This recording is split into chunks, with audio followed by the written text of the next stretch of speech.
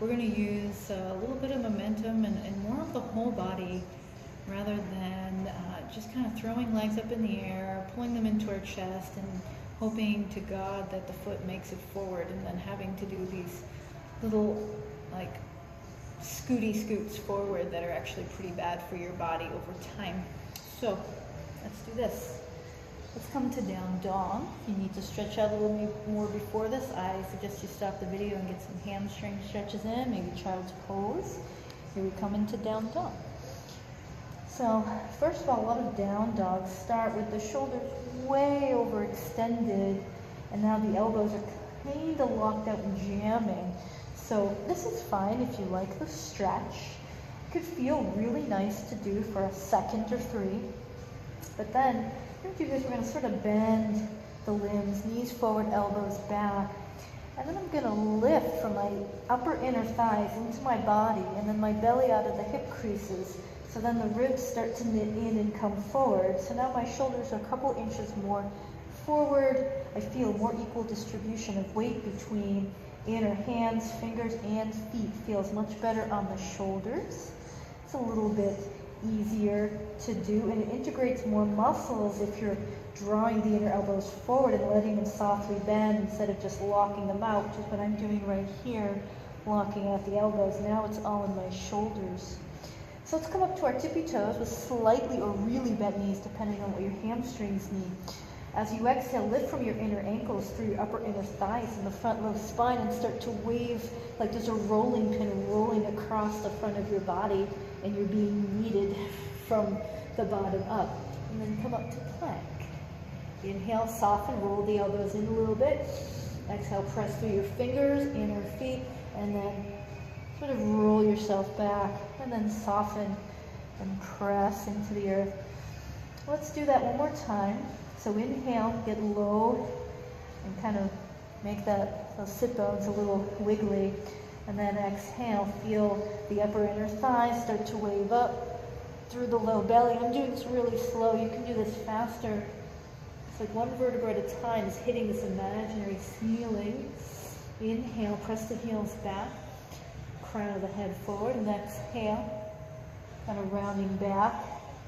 Let everything wave from the center to your heels. Now, a lot of times, I'm going to just stick the leg up straight, and then they say swing your shoulders forward. That's all well and good, but let's do this. Let's soften those limbs again, just a tiny bit. We don't have to go a lot. And then as you exhale your thigh bone up first, lifting the belly, straightening the leg. Look how much higher that goes. Breathe in at the top.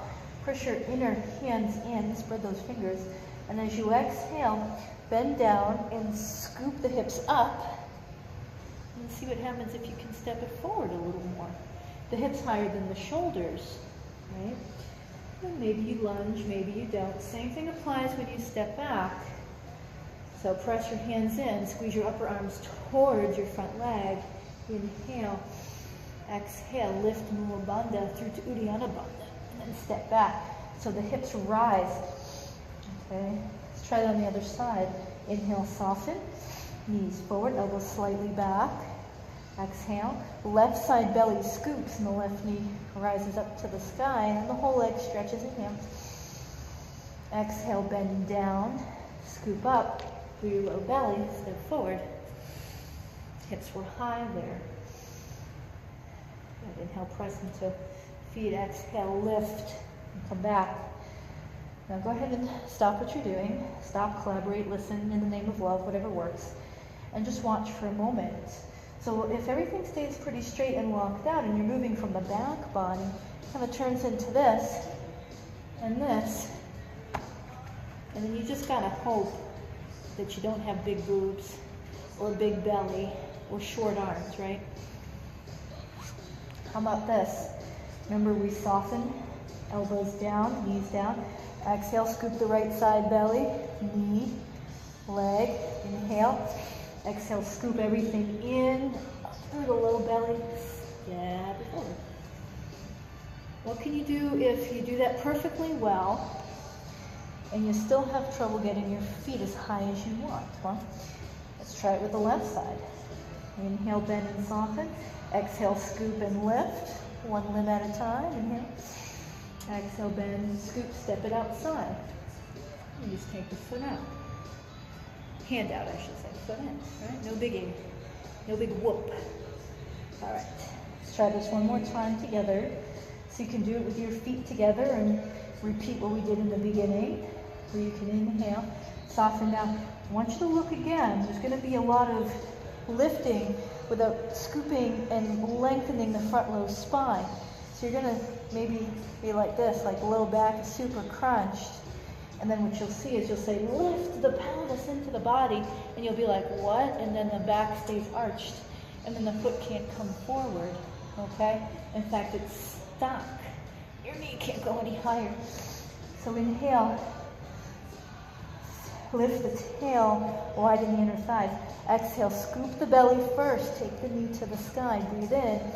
Then exhale, again, scooping and drawing in, stepping forward. So much easier. And don't forget to step to the side anytime you want to. And there's nothing wrong with scooping your foot forward a little bit more. There's no perfect place to put your foot, except what feels right to you. All right, so after that, you may want to stretch out your wrists a little bit. But just give it a try. See what happens when you start moving the body from a more centrally located position.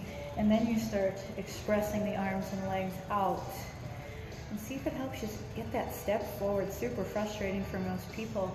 But what those soft limbs are going to do is they're going to keep you from walking yourself out of your power and allow you to draw the energy into the body so you can then condense your body even smaller to make that step more accessible. So I hope that was helpful. Happy stepping.